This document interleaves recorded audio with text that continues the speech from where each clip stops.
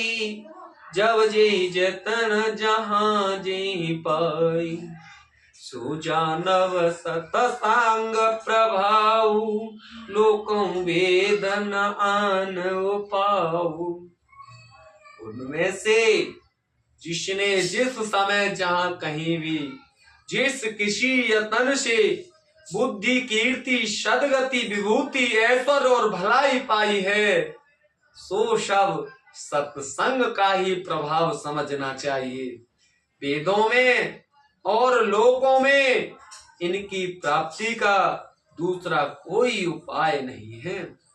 बिनु सत्संग विवेक न होई, राम कृपा बिनु सुलभ न सोई।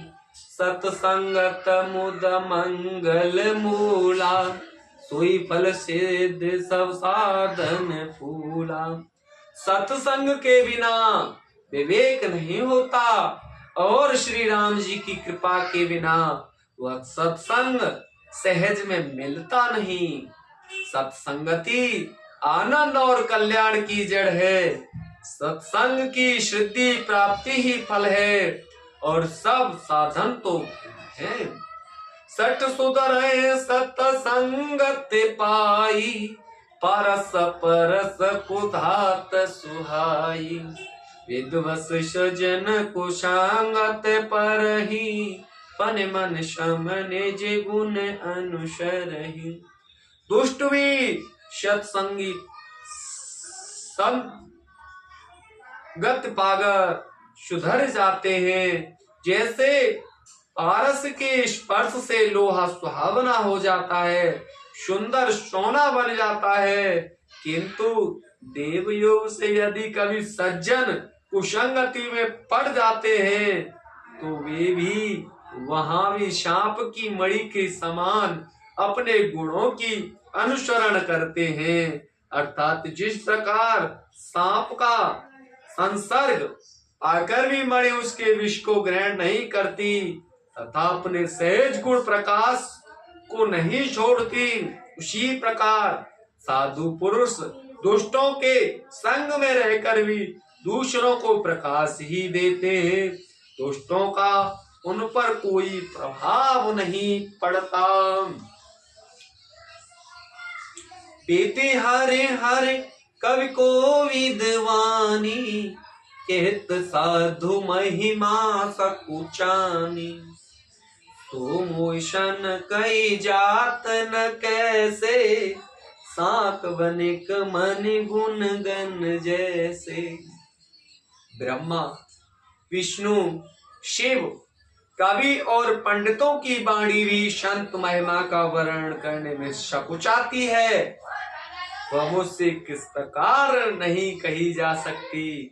जैसे साक तरकारी बेचने वाले से मड़ियों के गुण समूह नहीं कहे जा सकते। बंधु संत समान चित, हित अनहित नहीं को सियारा।